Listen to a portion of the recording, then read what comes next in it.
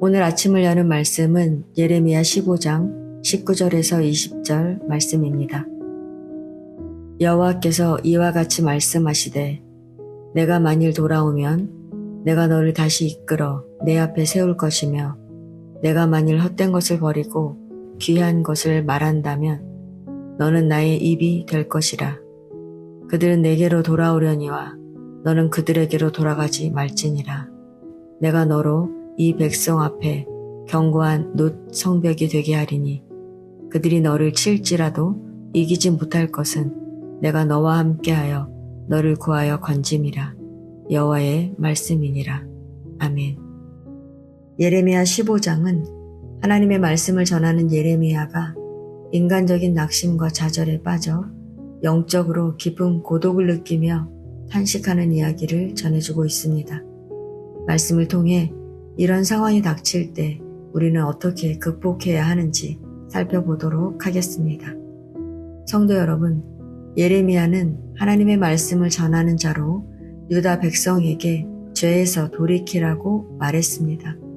그런데 유다 백성이 얼마나 완악한지 하나님의 말씀을 수없이 듣고도 돌이키지 않았습니다.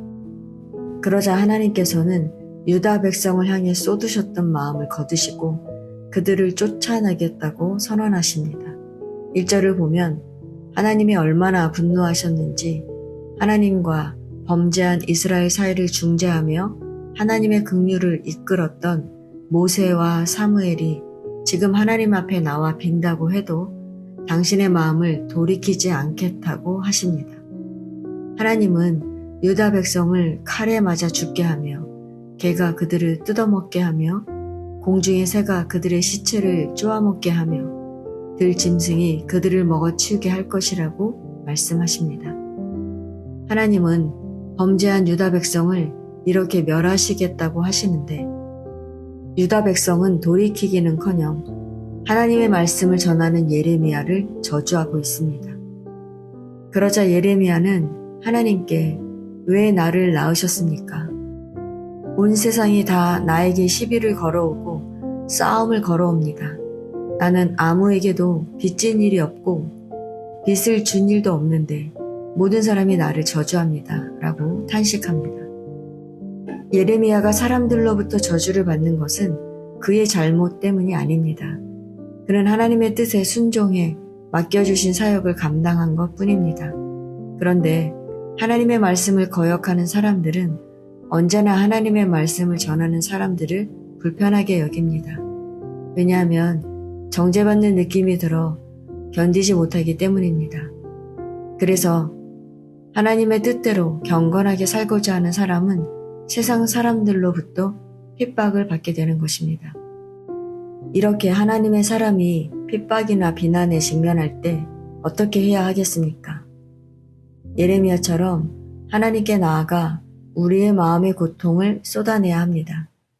하나님은 예레미야의 부르짖는 탄식을 들으시고 찾아오셔서 내가 분명히 너를 강하게 해주고 복을 누리게 하겠다. 내 원수가 재앙을 당하여 궁지에 빠질 때 그가 너를 찾아와서 간청하게 하겠다 라고 말씀하십니다. 즉 예레미야가 유다 백성과 함께 포로로 끌려가서 재산도 탈취당하고 유다 백성에게 또 공격을 받겠지만 그럼에도 불구하고 그가 하나님을 신뢰하고 하나님의 말씀을 전한다면 하나님께서 그와 함께 하셔서 도와주고 구원하시겠다는 것입니다. 성도 여러분, 본문은 하나님의 사람이라고 고난이 없는 것이 아니라 극심한 고난을 겪을 수밖에 없지만 하나님께서 그와 함께 하셔서 도와주시고 반드시 구원하신다는 것이 결론입니다. 그러므로 우리가 고난을 만날 때 절망할 것이 아니라 우리의 힘이 되시는 하나님께로 돌아가야 하는 것입니다. 성도 여러분, 우리가 극심한 고난 중에 어떻게 하나님께로 돌아갈 수 있을까요? 예레미야처럼 내가 하나님의 사람이라는 것을 분명히 인식할 때 하나님께로 돌아갈 수 있습니다. 16절을 보면 예레미야는 자신이 하나님의 이름으로 불리는 사람이라고 말합니다. 그래서 그는 하나님께서 말씀을 주셨을 때 그 말씀을 받아 먹었고 그 말씀이 자기에게 기쁨이 되었고 자기 마음의 즐거움이 되었다고 고백합니다. 또 자신은 웃으며 떠드는 사람들과 함께 어울려 즐거워하지 않고 주님이 채우신 분노를 가득 안은 채로 주님의 손에 붙들려 외롭게 앉아 있었다고 고백합니다. 즉 예레미야는 자기 동족으로부터 저주를 받는 극심한 고통 중에 있었지만 자신이 하나님의 사람이기에 자신의 고통을 하나님께 나아가 호소할 수 있었던 것입니다. 그는 하나님께서 자기 백성을 사랑하셔서 반드시 구원하신다는 것을 알고 그 말씀이 자기에게 기쁨이기에 그 말씀 때문에 고난을 견디고 소명을 감당할 수 있었던 것입니다. 성도 여러분, 우리는 누구입니까? 우리는 하나님의 사람입니다. 하나님의 사람에게 가장 큰 기쁨은 내가 기뻐하는 자의 모임 가운데 앉아있는 세상적 기쁨이 아닙니다. 우리의 기쁨은 예레미야의 고백처럼 하나님의 손에 붙들려 살아가는 것입니다. 성도 여러분, 본문은 하나님의 사람에게 고난이 없다고 말하지 않습니다. 어쩌면 하나님의 사람에게 더 큰 고난이 있습니다. 그러나 하나님은 내가 하나님의 사람이라는 사실을 기억하고 하나님의 손에 붙들려 하나님의 말씀을 전하며 살아가는 자를 외면하지 않습니다.